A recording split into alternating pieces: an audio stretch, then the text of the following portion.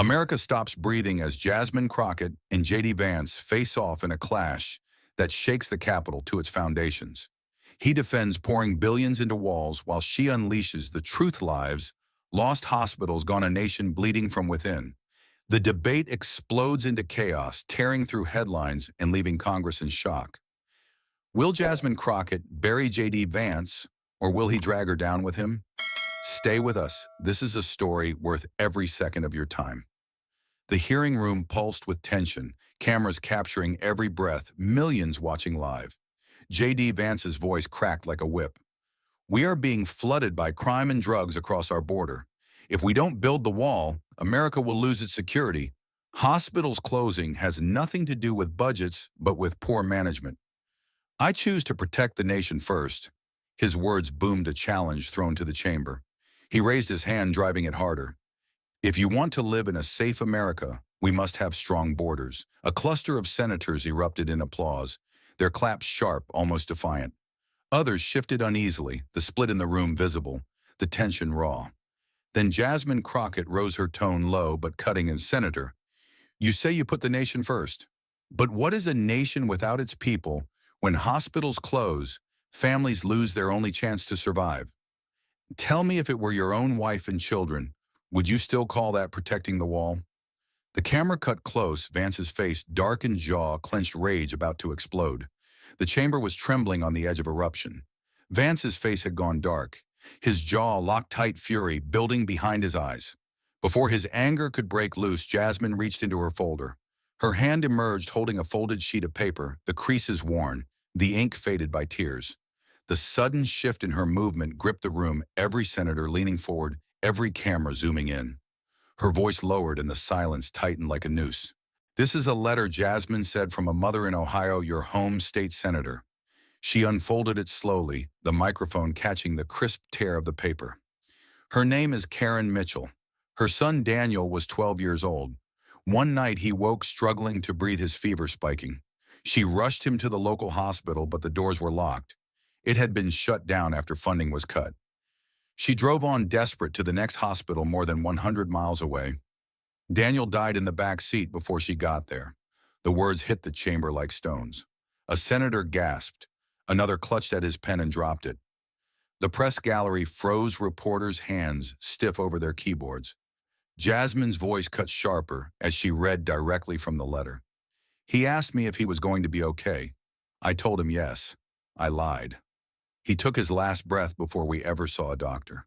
The sentence fell into the silence like a hammer on glass. No one moved. Even the gavel stayed still. The cameras swung hungry toward J.D. Vance. For one long moment he held still, stone-faced eyes narrowed. Then the dam broke. He slammed his palm against the table, the crack exploding through the hall. I will not apologize for putting national security first, he thundered. A wall can save thousands of lives from criminal illegals pouring into this country. Do not twist a family's grief into your political theater. His words flew like shrapnel, his voice hoarse with rage.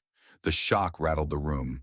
A few senators nodded vigorously, clapping their hands as if to drown out the echo of the letter.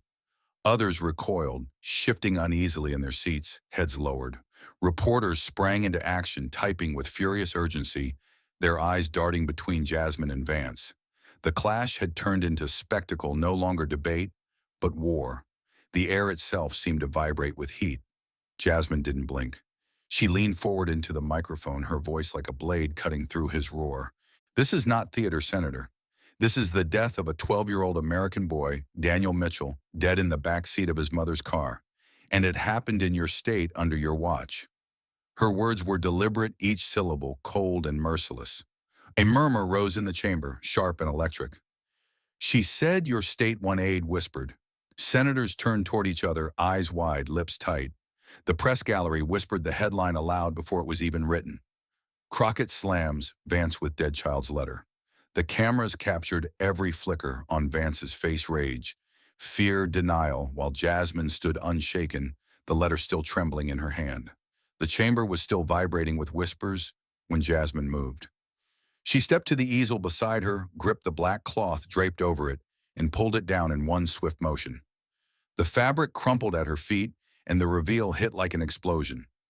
A towering budget board loomed under the lights, its numbers painted in bold red and black, impossible to ignore.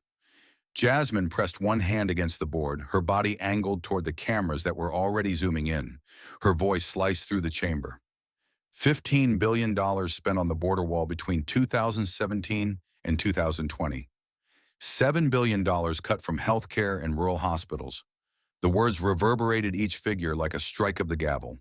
She paused just long enough for the numbers to burn into every mind before delivering the blow. This is the death invoice. The American people have paid it with their lives. A current of shock coursed through the room. Senators shifted uncomfortably in their seats. Aides muttered in frantic whispers. In the press gallery, the clatter of keyboards filled the silenced reporters already punching out headlines. The board glared like a silent witness, and every eye in the chamber was drawn to its unforgiving math. Suddenly, J.D. Vance shoved his chair back, the screech of wood against stone jolting the silence. He lurched to his feet, slamming both palms against the table so hard the microphones rattled. His face flushed, crimson veins taut at his temple. His voice exploded raw and furious. You understand nothing about national priorities? Tens of thousands of Americans die from fentanyl every single year. Without the wall, that number would climb even higher. One hospital cannot save an entire nation. The roar of his words cracked across the chamber. Some senators clapped sharply, the sound brittle, desperate as if trying to rally. Others recoiled, heads bowing, unwilling to meet the cameras. Reporters' pens tore across paper. The air bristled with conflict, the scene no longer a debate, but a battlefield. Jasmine did not flinch. She raised a silver pointer, tapped once against the 15 billion, the metallic strike echoing like a shot. Then she tapped again against the 7 billion, her eyes never leaving Vance. Her voice was steady, merciless. Wrong. Reports from the Drug Enforcement Administration show the majority of fentanyl enters this country through lawful ports of entry, through trucks, through shipping containers, not through the land where you build your wall. She leaned forward, each word a knife. Wall money does not stop drugs. It only stops patience. The line detonated. Gasps burst from the benches. A senator in the front row dropped his pen, hands frozen in his lap. Another shook his head, slowly, lips pressed thin. The reporters surged, whispering the words into recorders. Wall money does not stop drugs. It only stops patience. The phrase ricocheted through the hall like shrapnel. Noise swelled. The chamber erupted into chaos, gasps, mutters, aides rushing between seats. Some senators shook their heads, violently refusing to accept what they had heard. Others leaned back in their chairs, arms crossed, stunned into silence. The gavel pounded once, twice, but the uproar drowned it out. The board towered over the chaos, its numbers glowing under the lights like a death sentence.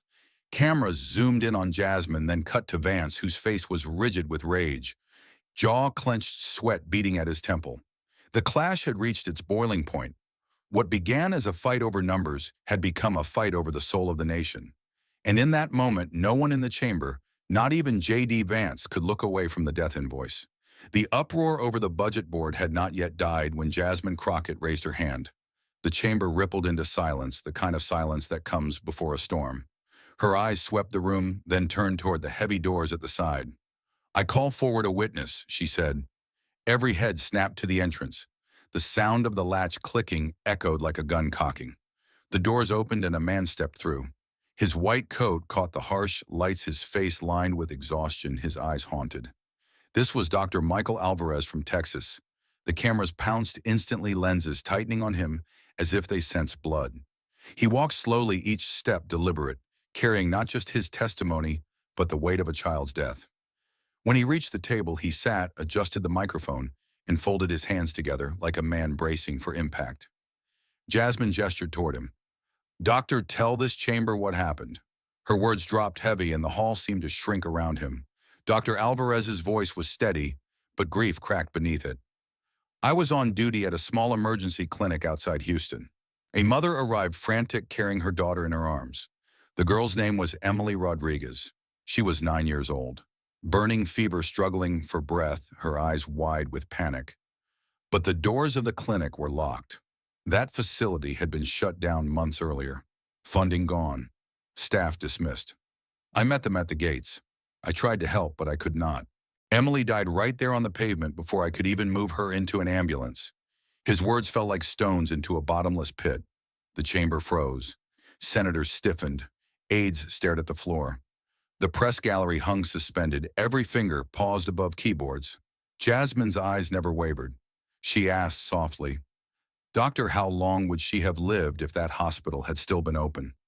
Dr. Alvarez swallowed hard. Long enough to save her. With oxygen, with IV fluids, she could have survived. His words cracked, and then the silence closed in again, suffocating. That silence shattered with J.D. Vance. He shot forward his chair, slamming back, his fist smashing the table. His voice exploded into the microphone, hard as steel. "A nation cannot be run by tears," he barked. "One doctor cannot represent the policy of an entire country." His words lashed like whips, sharp, furious, unapologetic. The chamber jolted with the force of his defiance. Applause broke from a small cluster of senators, brittle and desperate. Others recoiled in horror, hands pressed to mouths. Reporters scrambled their pens, slashing across notebooks' headlines already forming. The clash was no longer medicine against politics. It was grief against rage, truth against denial. Jasmine did not blink. She leaned into the microphone, her hand reaching into her folder. "Not tears," she said, her voice cutting like glass. "Not tears. A death certificate." The hall froze as she lifted a sheet of paper, stamped and sealed. The camera zoomed so tight the lettering became visible to millions watching live. She read it with a voice like a blade. "Cause of death, delayed access to emergency care." Her eyes rose from the page-piercing Vance. "This is not emotion. This is fact." The words detonated. Gasps tore through the chamber. A senator in the front row whispered, "Oh my God!" Another dropped his pen, hands trembling. From the press gallery came urgent murmurs as reporters repeated the line into recorders. "Cause of death, delayed access to emergency care." The phrase burned into the air, already carved into headlines that would circle the globe. Dr. Alvarez bowed his head, his hands clenched in front of him. The weight of his testimony lay heavy on every soul in the chamber. Senators shifted uneasily, aides scribbled frantically, and the gavel hovered but did not strike. J.D. Vance's face had darkened to a dangerous shade, his jaw rigid, his eyes blazing with fury. But the silence was no longer his to command. It belonged to the document, to the official seal, to Emily Rodriguez, the 9-year-old girl whose death could not be shouted away. And in that moment, the chamber was no longer a room of debate. It was a courtroom of conscience, and the death certificate had passed its verdict. The chamber was still vibrating from the shock of the death certificate when Jasmine moved again. She stepped toward a second easel covered in dark fabric, her hand gripping the edge like she was about to reveal another weapon. The restless murmurs hushed the tension, tightening in every corner of the room. She gave a small nod, and an aide pulled the cloth away. The reveal hit like a thunderclap. Beneath the lights, a massive map of the United States filled the chamber. The screen glowed with hundreds of red dots scattered across the landscape like a constellation of wounds. Each dot marked a hospital that had closed in the past 10 years. The sight was overwhelming red, bleeding into red, entire states scarred with losses.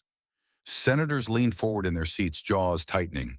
Cameras zoomed in, beaming the image into millions of living rooms across the country. Jasmine stepped to the microphone, her hand pointing toward the map. Her voice was calm, but her words cut deep. "Each red dot," she said slowly, "is a rural community that lost its hospital. Each dot is a family that lost its chance at emergency care. These are not numbers.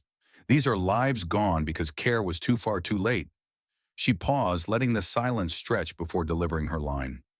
"This is the real map of death, Senator Vance. You look at the border. I look at American families desperate to survive."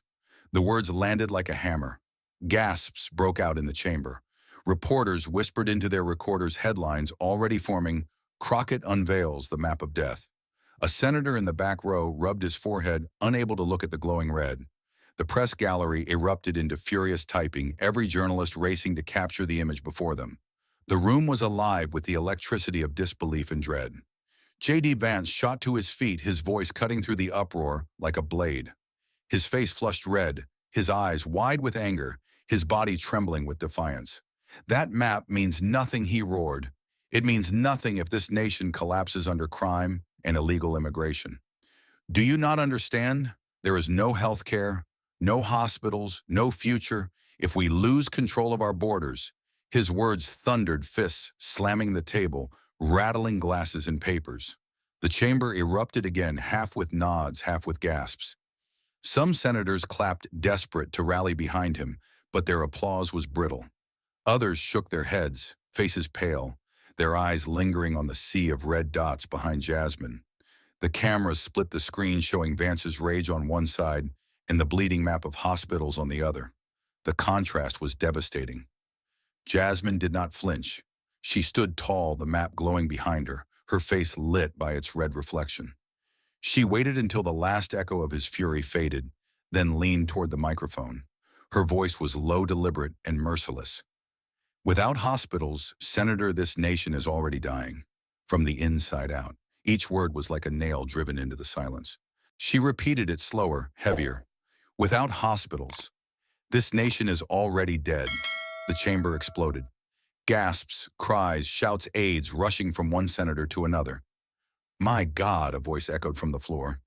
She said the nation is dead from the inside. Reporters in the gallery scrambled, one whispering urgently, "That is the line. That is the quote." The gavel slammed once, twice, but the chaos drowned it out. The map glowed brighter in the chaos, every red dot, a wound, every red dot, a reminder. The sound in the chamber swelled to a roar, senators talking over one another, aides clutching their heads. The cameras cut again to Vance. His face, rigid lips, pressed tight, fury written across every line. But the eyes of the nation were not on him anymore. They were on the map behind Jasmine, a map that showed death spreading like fire across the country. She stood still in the storm, her words echoing her figure, framed by the blood-red constellation of closed hospitals. The room could not look away, and in that moment the chamber itself felt like it was cracking open under the weight of the truth. The roar from the map was still echoing when Jasmine Crockett steadied herself at the microphone. Her voice dropped, calm but razor-sharp. Senators' numbers on a board are one thing, but this, she lifted a thick packet bound in brass. This is proof of something darker. The air shifted. The press gallery froze. Cameras zoomed until the folder filled every screen in America. These are leaked records, Jasmine said. Transfers worth tens of millions from border wall contractors into Senator Vance's campaign coffers. She opened the file with deliberate care, the first page snapping against the microphone. Stone Ridge Defense Constructors, she read. Transfer of $25,000 Susan dollars on May 12, 2019. Memo line, our project moves forward because of you. Federal Election Commission receipt attached. She slid the page beneath the document camera. The memo line glared on the monitors, brutal in its plainness. Gas broke across the room like breaking glass. The next page cracked open. Jasmine's voice was even colder.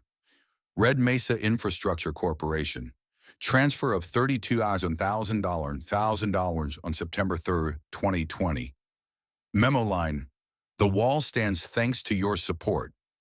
Confirmation from the Federal Election Commission attached. The senators stirred uneasily, reporters whispering the words into headsets as cameras locked on Vance's stiffening posture. Jasmine flipped again. Tri-continental barrier systems. Transfer of $17,000 on June 8, 2021. Memo line, your leadership secures our future. Verified with Federal Election Commission confirmation. She tapped the paper with her nail, the sound like a hammer against the coffin lid. The final page snapped down. Frontier Shield Builders. Transfer of $21,000 on October 14, 2021. Memo line, consider this an investment in your voice. Authorization code attached. The chamber cracked open. A senator leapt to his feet, pointing a trembling finger. This is corruption, he cried. The word echoed like a cannon shot, igniting the press gallery into chaos. Reporters barked figures into phones. Cameras flashed until the walls stuttered with white light. J.D. Vance erupted. His chair toppled backward with a screech. His fist slammed the table. His face burned crimson, sweat streaking his temples. Fabrication, he roared, spit catching in the microphone. These are lies, a pathetic trick to drag me down. His chest heaved, his voice broke, but the words rattled hollow against the pages glowing on every monitor. Jasmine let the fury burn out. Then she lowered her hand into her folder once more. You claim fabrication, she said softly. Then explain this. She drew out a fresh stack, heavier, thicker, stamped with the seal of a bank. The cameras lunged forward as she laid them flat under the document lens. Bank statements, she said, from your own campaign account. The screens lit up with line after line, deposits, dates, memos. Every one of them identical to the leaks. Her voice cut like glass as she read them aloud. May 12, 2019. Deposit $25,000. Memo, our project moves forward because of you. She flipped. September 3rd, 2020. Deposit $32,000. Memo. The wall stands thanks to your support. Flip, June 8th, 2021. Deposit $17,000. Memo. Your leadership secures our future. Flip. October 14th, 2021. Deposit $20,000.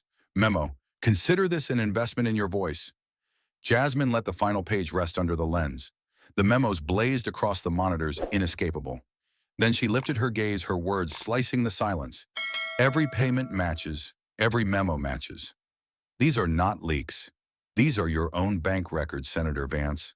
The chamber detonated. Senators shouted over one another, aides rushing like ants, reporters screaming into headsets. The gavel pounded, but it was powerless against the storm. The cameras found J.D. Vance again. His face glistened with sweat, his lips quivering, his jaw trembling like stone about to crack. He tried to speak, but no words came. The microphones recorded only breath, shallow, uneven, broken. On the monitors, the memo lines burned like branding irons. Our project moves forward because of you. The wall stands thanks to your support. Your leadership secures our future. Consider this an investment in your voice. And in that moment, with the evidence glowing for the nation, to see the chamber, knew Jasmine Crockett had cornered him, and the wall had just collapsed on its own champion. By the time the gavel struck for the final time, the hearing had already escaped the chamber and begun to storm across the nation. Within minutes, the first clips hit the wires. Jasmine raising the map of red dots, the towering budget board, the death certificate catching the light. Newsrooms went into overdrive, producers barking orders, editors carving footage into sound bites like weapons. The story was no longer just testimony, it was spectacle. The headlines landed one after another, each one louder than the last. On cable, the footage dominated the screen. The banner screamed, CNN Crockett crushes Vance with the death invoice. The words rolled beneath Jasmine's image as the clip replayed in heavy rotation. Viewers saw her finger strike the board, the numbers glowing behind her, the chamber gasping. Analysts leaned forward in their chairs, their voices sharp. This was surgical, one said. He never recovered, another added. The anchor repeated the phrase again, the death invoice, as if stamping it into the air. Every replay drove the line deeper into the public conscience. In print, the Morning Giant struck with precision. The New York Times carried a stark headline that pulled no punches, border wall budget traded for American lives. The photo beneath it was the map, hundreds of red dots bleeding across the outline of the United States. The lead story cut to the bone case studies of shuttered hospitals, a breakdown of budget lines, the roar of the chamber frozen in still frames. Side columns analyzed the political fallout, while the editorial board thundered about a choice between walls of concrete and walls of grief. Readers clicked, scrolled, shared the headline, refused to budge from the top of the page. But the fiercest struggle came from Fox News, where the spin faltered under the weight of a single clip. They built panel after panel, voices raised in defense of the senator. Yet the screen kept circling back to the moment he erupted, his fist slamming the desk. His face twisted with rage and the microphone catching every word. A nation cannot be run by tears. The clip played in slow motion, then full speed, then side by side with Jasmine holding the death certificate. What was meant as defiance turned into disaster. The more they tried to soften it, the harder it hit a senator shouting into the void while the evidence glowed beside him. Online, the story caught fire.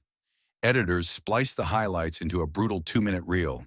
Jasmine raising the map, the board flashing its totals, the death certificate under the lens, the senator roaring his fatal line.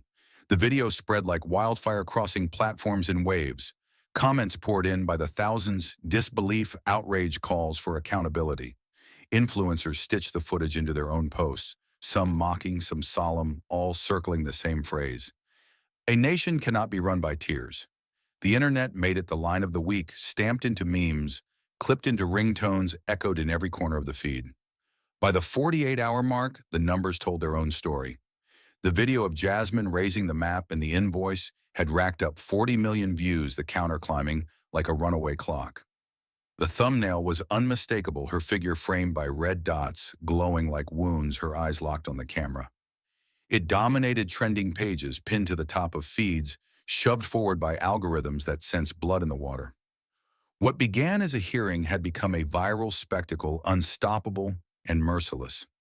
In studios across the country, the tone shifted from shock to autopsy.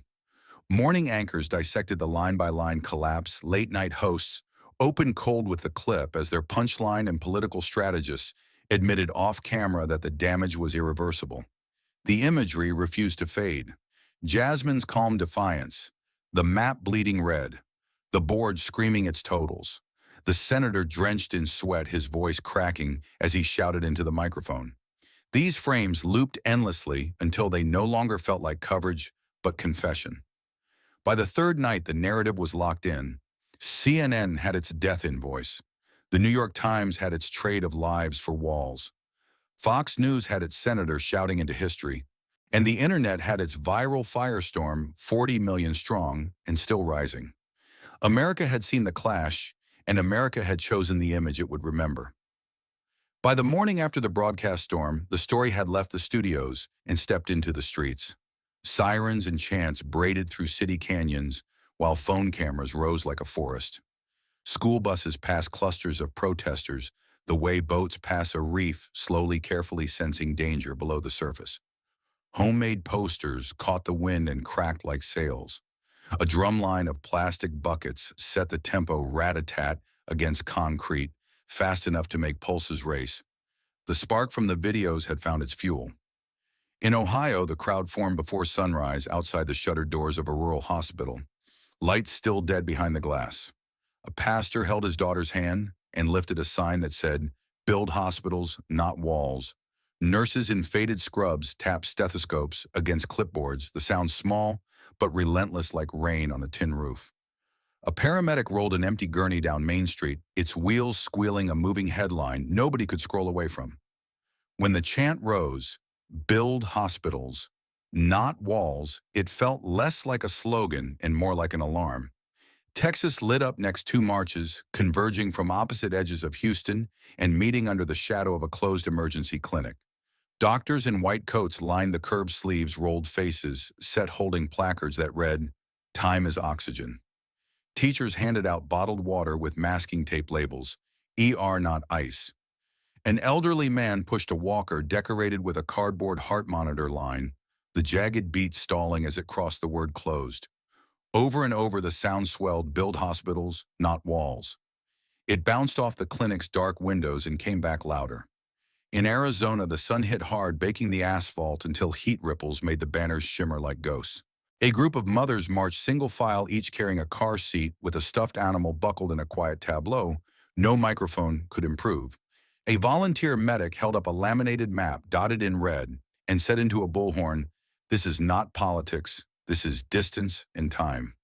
Border County residents joined in, some with dust still on their jeans, some with IV tape marks still on their hands. The chant cut the desert air cleanly, "Build hospitals, not walls." It echoed into open land that had heard different chants before. Outside the Capitol, the lawn turned white with coats as medical students arrived in a long, orderly column.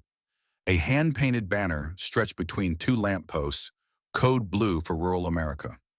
Ambulances from neighboring counties lined the avenue with their lights turning slow, silent spirals. No sirens, only presence. A young resident held a sign that said, "A bed is a border against death." When she shouted, "Build hospitals, not walls," the cry rolled up the steps and into the marble like surf hitting stone. Tourists stopped filming monuments and filmed this instead. By noon, the joint statement hit the wires like a verdict. "We, the undersigned organizations representing physicians, nurses, paramedics, hospital leaders, and rural health professionals, affirm unequivocal support for Representative Jasmine Crockett's stance." It began. Hospital closures are a mass casualty event unfolding in slow motion. The American College of Emergency Physicians, the American Nurses Association, the National Rural Health Association, and dozens more signed their names beneath those lines. A trauma surgeon stepped to a portable mic and said, "We do not triage by party, we triage by breath." A nurse followed, voice steady, "We are not asking for applause. We are asking for beds." Statements kept coming, each one a brick in a wall that actually saved lives. Pediatricians warned that minutes without oxygen are not talking points. Obstetricians told reporters that labor does not wait for funding cycles. A rural clinic director said, "Our ambulance ride time doubled when the hospital closed, and so did the funerals." A paramedic recorded a message on her phone with the lights of her rig flashing softly behind her. "A map of red dots is not abstract. It is the route we drive." Each message ended the same way, a chorus that fit on one breath. Build hospitals, not walls. The first breaks inside the party came as rumors, then press releases with careful verbs, then cameras catching careful faces. A moderate Republican senator stood in front of a district hospital and said, "I cannot defend choices that leave my constituents without an emergency room." Another said, "I was sent here to keep families safe. That includes their access to care." A third cleared his throat and added, "This is not surrender. This is triage." A Republican representative from a Farm Belt district folded his arms and said, "If it is a choice between bricks and beds, I know what my town needs." Reporters asked whether this meant abandoning J.D. Vance. He stared at the sidewalk and said, "It means standing with the living." On courthouse steps in Midwestern towns, county commissioners in crisp suits stood shoulder to shoulder with nurses in Crocs. They read from the Medical Coalition statement as if it were a pledge. "We affirm unequivocal support," they repeated slow and clear as cameras clicked. A pharmacist held up a brown paper bag of prescriptions and said, "These pills mean nothing without a place to go when they go wrong." A retired sheriff added, "I can lock a door. I cannot restart a heart." The chant swelled again, rounding the block and coming back on itself. Build hospitals, not walls. In city after city, clergy rang bells at noon and at midnight, a double toll that made people pause even if they did not know why. In Charlotte, a church unfurled a banner over its steps that read, "Blessed are the caregivers." In Detroit, an orchestra student dragged a cello onto the sidewalk and played a low, steady note until her fingers ached, a drone that felt like a held breath. In Phoenix, a line of teenagers chalked a heartbeat across an entire block, the jag rising and falling, then flatlining at a stenciled word, "closed." People stepped over it and whispered as though in a ward, "Build hospitals, not walls talk." Radio crackled with callers who never called, voices rough with age, and smoke saying, "I drove my brother 2 hours when the stroke hit." A trucker said, "I will drive supplies. Tell me where."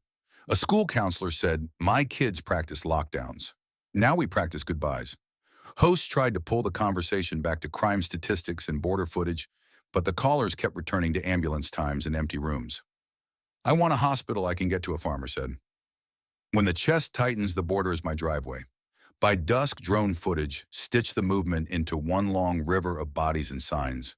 From strip malls to courthouse lawns, from shuttered wards to city squares, the frame repeated white coats, scrubs, gurneys, candles, and cardboard. In each frame, the same words moved like a pulse from mouth to mouth and state to state. Build hospitals, not walls. It rose in Ohio and answered in Texas, rose in Arizona, and answered in Washington, rose at the Capitol, and answered from a cul-de-sac where an ambulance had once stalled. The night did not cool it. The chant kept burning steady as a heartbeat loud enough to be heard through thick doors and thick skulls, too simple to be spun, too human to be ignored. The chant still echoed in the streets when the next hammer fell. Cameras broke into regular programming, with red banners scrolling across the bottom. Federal investigation opened into J.D. Vance's campaign finances. The words burned hotter than any chant. Anchors spoke carefully, their voices taut with gravity. The Department of Justice has confirmed a probe into millions of dollars in alleged transfers from contractors tied to the border wall. The footage rolled again, the map, the death certificate, the memo lines. "Thank you, Mr. Vance." What had been scandal now had a seal and a docket number. It was official. The announcement detonated across Washington. Phones buzzed inside every office aide sprinting between desks with printouts hot from copiers. Reporters clustered at courthouse steps, microphones pointed like bayonets. A source whispered, "Subpoenas are being drafted." Another said bank records are already in federal hands. Within hours, the headline hardened into fact: J.D. Vance was under federal financial investigation. For a sitting senator, it was a wound that bled in public. Inside the Republican caucus, the split was immediate and vicious. One faction closed ranks, insisting the investigation was partisan theater, a witch hunt designed to destroy a rising star. They booked themselves on evening shows repeating the same lines: "He's being targeted because he tells the truth about the border." The other faction shifted uneasily, whispers growing into sentences: "He's become a liability." A veteran senator muttered to a colleague, "We defended Nixon too long. We're not making that mistake again." The divide was visible not only in words but in body language, some senators patting Vance on the back in corridors, others turning their shoulders coldly as he passed. The press corps sensed blood in the water and circled tighter. One outlet published leaked details: investigators were tracking the exact transfers Jasmine had revealed. Another ran the quote of a Justice Department official, "We do not open probes of this scale lightly." Cable panels exploded. "This is survival mode for the GOP," one analyst said. Half want to strap themselves to Vance's sinking ship. Half want to cut the ropes. The party line fractured live on television. In Ohio, the story struck like lightning. Editorial boards, once friendly to Vance, demanded answers. Local radio callers said the same phrase over and over: "I voted for him, but I didn't vote for this." On courthouse steps, small-town mayors spoke carefully into microphones. "Our communities deserve leaders who put us first, not who take millions for themselves." Farmers at diners shook their heads and asked each other how many hospitals 94 minorities could have saved. The numbers had become more than math; they were the measure of betrayal. Meanwhile, Jasmine Crockett's name rose higher and brighter with each broadcast. Commentators stopped calling her just a congresswoman. They called her something else: the conscience of the nation. The phrase appeared first in an op-ed, then in a cable chyron, then in the mouths of people in the streets. "She said what we all feel," one nurse told a reporter outside a rural clinic. "She put the people before the wall." A retired veteran said to a local paper, "She's the first one to make me believe someone is fighting for us." The title stuck not by spin but by recognition. Late-night clips replayed the moment Jasmine raised the death certificate. A host leaned forward and told his audience, "That's not politics, that's moral clarity." Editorial pages framed her words as the line that split the era. Students printed posters with her, quote, "Without hospitals, this nation is already dead from the inside." The phrase turned into hashtags, then into banners, then into chants at protests. She had crossed from politician to symbol, and symbols do not fade quickly. Republican strategists debated in whispers how to respond. Some urged doubling down, warning that abandoning Vance would anger the base. Others argued that defending him would cost them the suburbs, the independents, the moderates already shifting away. "He's radioactive," one aide confessed off the record. "If we keep touching him, we burn." The internal memos leaked within hours. Headlines followed: "Party torn apart over Vance." The wound was not closing, it was widening.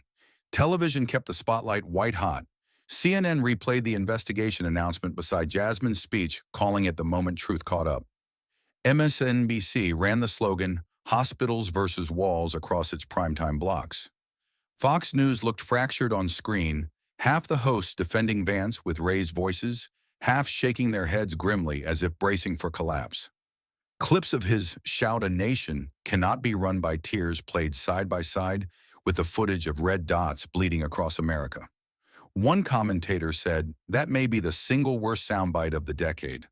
The clip looped endlessly, devouring the senator's defenses. The comparison to history arrived quickly and stuck. "This is the biggest political showdown since Watergate," one historian told a Sunday show.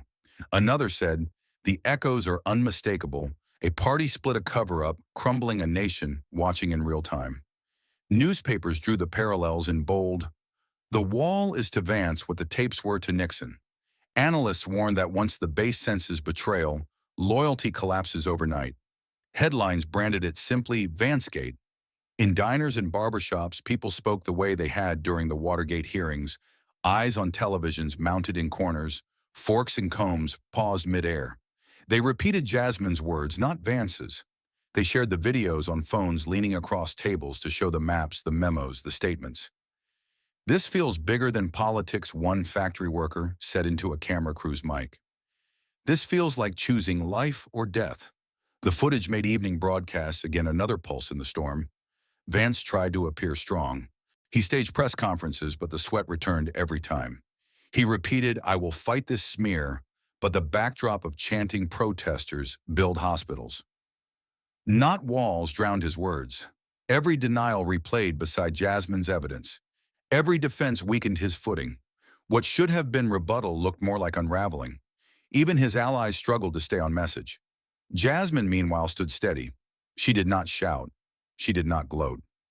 At a town hall, she simply held up the joint statement signed by doctors, nurses, and paramedics and said, "This is why we fight." The crowd erupted in applause that shook the rafters. On social media, the clip spread faster than her speeches, faster than her interviews. "The conscience of the nation," the caption read over and over again. The weight of the federal probe deepened by the day. Subpoenas landed. Whistleblowers stepped forward. Bank officials confirmed the transfers. Each revelation aligned perfectly with Jasmine's exhibits, like puzzle pieces falling into place. The more the investigation confirmed, the less room Vance had to breathe. The chants outside grew louder, the headlines sharper, the comparisons to Watergate more direct. America was not just watching, America was choosing a side. By week's end, commentators said openly what had once been whispered: "This is not about one senator. This is about whether power can be bought with blood money." The phrase "death invoice" appeared on t-shirts, banners, and podcasts. Protesters marched past news cameras chanting, "Watergate, Vance Gate, truth will break." The cycle fed itself louder and louder. And at the center of it all was the congresswoman whose calm voice had sliced through the chamber and lit a fire across the nation. The confrontation was no longer a hearing. It was no longer even a scandal. It had become a battle for the nation's conscience, measured not in votes or dollars, but in lives. And as the headlines screamed and the cameras rolled, the verdict seemed less like a question and more like an inevitability. The roar of the chamber had not fully faded when the chair recognized her one last time. The room felt suspended between thunder and silence, every face lifted, every camera locked on the dais. Jasmine Crockett stepped to the microphone with the steadiness of someone who knew exactly where the road ended. Papers lay flat beneath her palm, but she no longer needed them. The moment had outgrown notes and numbers, and even the board behind her. It had narrowed to breath, to voice, to the last thing the nation would hear tonight. She waited for the hush to settle until even the lights seemed to listen. The gavel lowered and stayed still, as if afraid to interrupt. In the gallery, white coats and dark suits held the same tight posture, strangers bound by one shared heartbeat. A few people pressed hands to their chests as though steadying something fragile. The cameras pushed in the red tally lights, burning like tiny stars. Jasmine lifted her eyes and found the lens. Her voice came low and clear, carrying without effort across wood and marble. She did not hurry and she did not sway. She let the words find their own force. She gave the room one last measure of silence, the inhale before the strike. Then she spoke the lines that had been waiting through every number and every tear. "A wall can block footsteps, but it cannot save a heartbeat. The national budget is not for building walls for politics, but for building hospitals for life." The sound of it landed with a clean, ringing edge, the kind that leaves no room for argument. For a heartbeat, nothing moved, as if the hall itself needed to absorb it. Then the first hands came together, one pair, then 5, then 100, until the air broke open with applause. People rose in waves, benches scraping jackets, brushing the whole chamber, lifting to its feet. The clapping thickened, rolling forward like surf, swallowing the space where doubt had lived. Some faces shone with tears that made no sound. Others shouted wordless thanks, loud enough to be felt as well as heard. On the dais, a few lawmakers pressed lips tight to steady themselves, then surrendered to the ovation. Staffers behind them exchanged glances that said more than any memo. The sergeant-at-arms stood with shoulders squared, chin, raised, his expression softening despite the uniform. The chair tapped the gavel once, an instinctive plea for order, then set it down, recognizing what could not be stopped. The applause did not ebb, it carried and kept carrying. Jasmine did not bow or gesture for more. She simply stood inside the sound unshaken. The microphones trembled with the weight of it, the boards humming as if the building had its own pulse. Phones lit up across the gallery screens, blooming into 1,000 tiny mirrors of the same moment. The budget board still glowed in red, but it now read like a caution carved into stone rather than an argument still in play. Jasmine's hands rested lightly on the lectern. Fingers relaxed, no white knuckles left. She looked like someone who had put a burden down. Every camera knew it, and every viewer would feel it. Producers and the press well shot each other looks that meant we have it. The pool reporter mouthed the line aloud. A wall can block footsteps, but it cannot save a heartbeat, and typed it with both thumbs until the letters blurred. Editors huddled in pockets near the doors, already building the first push alert in their heads. The sense of news was so strong, it felt like weather pressure falling thunder, forming rain inevitable. There was no scramble. There was only certainty that this would lead every broadcast. The echo of the applause leaked into the hallways and found the microphones that carried sound to the country. Outside, an anchor stood under the dome with one hand pressed to her earpiece and the other hovering at her notes. She waited for the producer's cue, then stepped directly into the lens. Her voice was soft but steady, touched by something like reverence. "We have just witnessed the close of a hearing that will define this year," she said. Representative Jasmine Crockett ended with a line already moving across the wires. She paused as the control room rolled the moment again over her shoulder. In studios across town, screens flipped to the same headline. "Press a historic moment that shook America." The words slid under the clip of the chamber, rising as one, then froze beneath Jasmine's face as the quote replayed.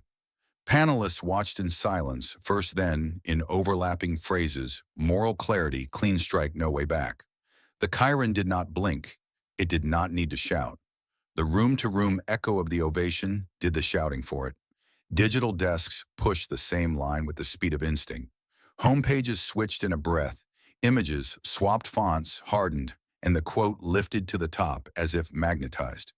The photograph chosen most often showed the chamber on its feet, hands, mid-clap heads, tilted toward the dais, as though the story had a single center of gravity. Captions kept the language simple. Standing ovation after Crockett's closing. A sidebar framed the two sentences in bold, unbroken type. The simplicity gave the words the weight steel gets from being plain. Back inside, the sound did not tire so much as deepen. The applause moved from sharp to sustained, the way a storm settles into a steady, drenching rain. People who had started clapping out of reflex were now clapping because they meant it. The gallery took its cue from the floor took its cue from the gallery. Somewhere a gavel lay forgotten, its duty postponed by consent. No one wanted the spell cut short. Jasmine spoke again, not to add, but to thank. "Thank you," she said, and the microphones barely caught it over the noise. "Thank you for listening." She did not claim victory or call for a vote or demand allegiance. She let the lines she had already spoken continue to carry the room. The applause answered with another crest, then another, as if to say, "We heard."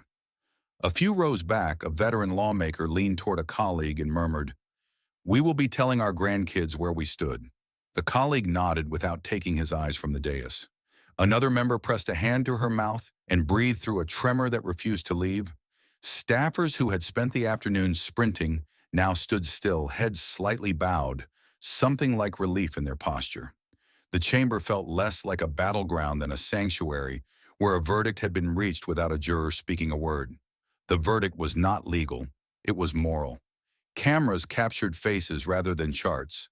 Faces of opponents, softening of allies, brightening of strangers, meeting eyes with the ease of people who suddenly recognize one another. The lens slid past the red dots on the board and settled on a row of white coats in the gallery. When they clapped, their pockets rattled with pens. A paramedic wiped at her cheeks and then laughed at herself, clapping harder. None of this added to the policy record, and yet somehow it recorded more than any sentence ever could. The country was reading not just statements, but expressions. Outside the chamber doors, reporters framed stand-ups with the steps as a backdrop. "It is rare to feel a room turn," one said to the camera, "but you could feel this one." Another anchor described the lines exactly as they had been spoken, careful not to paraphrase. "A wall can block footsteps, but it cannot save a heartbeat," he repeated and let the sentence own the air. In the control rooms, producers nodded to each other. They knew when not to touch a line. The lower third stayed put, press a historic moment that shook America. Back on the floor, the applause at last began to thin, not from fatigue but from a natural descent, the way a wave rolls back to show the shore again. People began to sit, then rose again, for one final round, as if their bodies refused to concede the end. The chair finally lifted, the gavel glanced toward Jasmine, and then set it down again with a smile that acknowledged the day. Microphones dimmed by a fraction, cameras widened by a foot. The spell did not break so much as settle like ash after fireworks. It left color in the eyes and a hum in the chest. Jasmine stepped back from the lectern and turned to gather her papers. She moved carefully as though anything abrupt might jar the echo loose.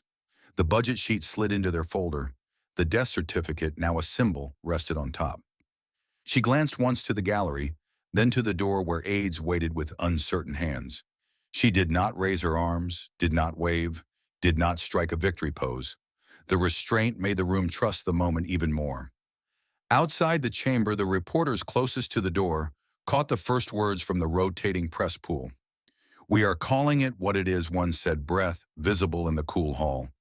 A historic moment that shook America. A second repeated it into a phone, spelling each word as if it were a code that had to be transmitted without error. The phrase rolled outward like a bell tone. Within minutes, it climbed to the top of screens and stayed there. The country did not argue with it. It recognized it. The final camera to leave the floor glanced back over its shoulder and found the board still glowing and the desk still littered with notes. A custodian paused at the threshold, hat in hand, and stood very still for a long breath. People talk about the end of a hearing as though it is a door slamming, but sometimes it is a door opening onto a quiet no one rushes to fill. Tonight, it was that kind of quiet. The last frame held Jasmine at the edge of the dais, a small figure against a wide hall, the words she had spoken still alive in the room. The cut to black felt earned rather than abrupt. In the hours that followed, the footage replayed with minimal commentary, voices stepping back to let the echo work. Anchors introduced the clip and then let it run, knowing when silence says more. Analysts came on screen after and admitted that for once there was not much to analyze. "We saw the thing happen," one said. "We do not need to gild it." The restraint made the label feel even truer. Press a historic moment that shook America. When the building finally emptied, echoes pooled in corners and along railings and in the hinge of the great doors. The marble kept a memory of footfalls and hand claps, while the microphones cooled like metal after lightning. A few late lights glowed above committee rooms, but the main hall dimmed to a silver hush. On a desk near the center aisle, someone had left a small card that read simply, "Thank you." No one moved it. The night could keep it. In the city outside, the sound of traffic resumed its ordinary rhythm, unaware that something in the air had been altered. In apartments, in diners, and hospital break rooms, screens froze on the same still, a woman at a microphone, a room on its feet, a sentence about heartbeats in hospitals. People who had not watched the whole hearing watched the 30 seconds that mattered. They listened once, then again, then sent it to someone they loved. Words that had begun inside four walls now belonged to anyone with breath to read them aloud. Back at the dais, long after the lights had dimmed, the shape of the moment remained as clear as the outline of a monument. Not because it solved everything, and not because it silenced everyone, but because it said the plain thing, and said it well, and the room answered with the only reply that fit. A wall can block footsteps, but it cannot save a heartbeat. The national budget is not for building walls for politics, but for building hospitals for life. And under that answer, the caption the press had chosen stayed true. A historic moment that shook America. The chamber still pulsed with applause when Jasmine Crockett leaned forward again. The gavel had not fallen. The chair seemed to know the moment was unfinished. She no longer needed charts or bank records or memos. She held only silence, and the silence was heavier than any exhibit. Reporters stilled their pens. Cameras zoomed closer, their red tally lights burning like eyes. Jasmine drew a breath and gave the nation her closing truth. Her voice was steady, low, but unshakable. Human life is more important than any wall and any political ambition. The words rang through marble and microphones with the weight of a verdict. No one shifted. No one whispered. The sentence seemed to anchor itself in the air, daring every person in the room to measure themselves against it. For a long second, it was as if the world had paused. Then recognition began to spread. A senator in the second row nodded once sharply as though acknowledging an oath. A nurse in the gallery whispered the line to herself, her hand pressed over her chest. A reporter spoke it into a recorder, with careful emphasis ensuring no word was lost. The phrase began to ripple outward, repeated softly from mouth to mouth. Human life is more important than any wall and any political ambition. Each repetition gave the line new strength. The budget board still glowed red behind Jasmine, but it no longer felt like data. Every dot and digit now seemed to pulse with the rhythm of her words. The map of closed hospitals looked less like evidence and more like prophecy. The numbers had already proved their case. Jasmine had distilled them into something unforgettable. The chamber knew it. The cameras carried it. The nation at home felt the truth press against their ribs. Jasmine did not repeat herself. She let the audience do it for her. A teacher at the back mouthed the words and touched the keys on her lanyard as though promising them to her students. A paramedic pressed her fingers to her stethoscope, whispering the line with trembling lips. A veteran lawmaker cupped his hands around his mouth and murmured it as though reciting a creed. A staffer typed it into her phone, starred the note, and whispered it aloud once more. The message belonged to everyone now. The silence thickened. Even the sound crew lowered the gain, sensing the room's heartbeat. The cameras panned wide, framing Jasmine against the gallery on its feet, the glowing board and the vaulted chamber itself. The transcript on the monitors caught it cleanly. Human life is more important than any wall and any political ambition. Producers whispered into headsets, "That's the clip. That's the line." Anchors outside repeated it word for word into live feeds. The ovation returned, but different now. It rose not in a burst, but in a wave, slow, deliberate, unstoppable. People stood one by one, hands coming together in a rhythm that felt less like applause and more like a pledge. Senators rose from their seats, aides rose from benches, nurses rose from the gallery. The clapping deepened, filling every corner of the hall, rolling up into the rafters and back down into the marble floor. It was not performance, it was recognition. Jasmine stood still. She did not gesture for more, did not lift her arms, did not claim a victory pose. She let the sound build around her while she remained calm at the center. The words were no longer hers. They had been released into the room, into the country, into the record. The applause was not for her, but for the truth she had given voice to. It was the audience's way of saying, "We heard." Reporters scribbled furiously. One underlined every word in his notebook. Another dictated into a phone, his voice breaking slightly. "This was not politics," he said. "This was conscience." A nurse clapped with one hand while wiping her tears with the other. A firefighter lifted his fist once, then joined the ovation. These small gestures made the sound heavier. They made it human. The ovation swelled and held, not fading quickly, but thickening into a storm that refused to die. Even the chair lifted the gavel, hesitated, and set it back down. No one wanted the moment cut short. For nearly 2 minutes, the applause roared, then softened, then roared again, the rhythm of a chamber unwilling to let go. When at last it began to ease, Jasmine leaned forward again. "Thank you for listening," she said quietly. The microphones almost lost her words beneath the clapping, but the sentence still landed. It sealed the moment like a stamp on history. Staffers looked at each other and nodded. Everyone knew what headline was being written even before it appeared. The line was already traveling. It was already alive. And indeed, within minutes, every newsroom carried it. CNN, MSNBC, The Times, The Post. Every outlet pushed the same clip. The headline was identical across screens, a historic moment that shook America. Beneath it, Jasmine's closing words ran in bold type. "Human life is more important than any wall and any political ambition." Anchors repeated it without commentary, knowing no analysis could improve it. It was truth distilled to its simplest form. In the chamber, the echo lingered long after the last clap. People filed out slowly, still murmuring the words as if carrying them into the night. A medic told a reporter, "That's the truth we live every shift." A mayor said she gave us the line to build from.